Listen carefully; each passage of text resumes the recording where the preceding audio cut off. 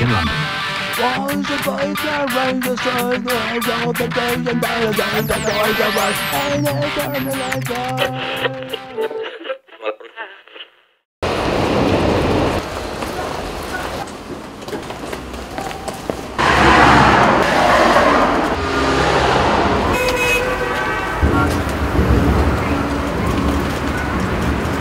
Moi c'est Léo, Moi c'est Pipo, on fait du collage dans les rues de Paris. et on se définit comme des street artistes.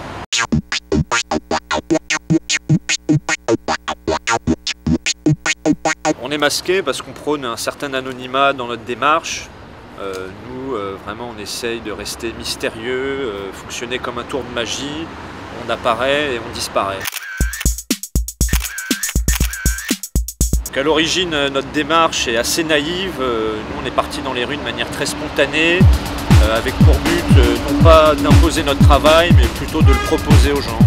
Au début on venait plutôt d'un univers musical avec Léo, on allait chercher des samples du début du siècle jusqu'aux années 60 et on a confronté tout ce matériel pour en faire quelque chose de nouveau. Et finalement, le travail Léo et Pipo en rue, c'est une déclinaison assez logique de tout ça. De la même manière, on est allé chercher des photos de la première moitié du siècle et on est resté un peu dans cette émotion-là.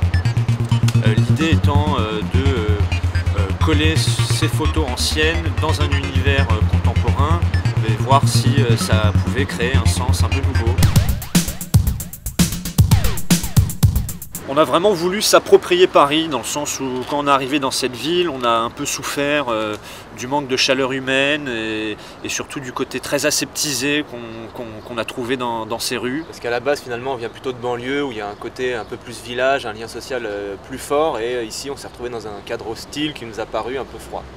Et donc finalement, le projet Léo et Pipo, ça nous a permis d'investir les rues parisiennes et de remettre un peu de poésie et de chaleur et recréer un dialogue entre, une fois de plus, le passé et le présent et finalement entre nos figures et les passants. Voilà, les figures elles créent juste un jeu de regard, une attention de l'un à l'autre et c'est ce qui manquait à notre goût ici.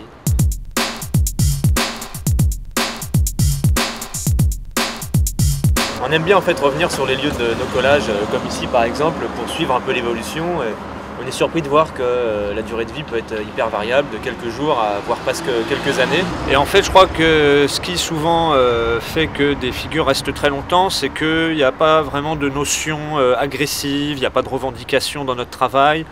Les gens ne le vivent pas comme un vandalisme. Et on a été surpris de voir plusieurs fois en fait, des murs entièrement nettoyés et notre travail préservé au milieu de tout ça. Et également quand on revient sur place, on est souvent agréablement surpris de la réaction des gens. Et nous, c'est vrai que c'est intéressant de pouvoir observer ça. Et on se dit qu'on a gagné quand on voit des personnes réellement émues face à notre travail. Notamment une dame ou un monsieur là, qui viennent vers nous spontanément faire une petite déclaration, ils sont presque émus, ils nous disent on croit reconnaître notre grand-père, notre tante, etc.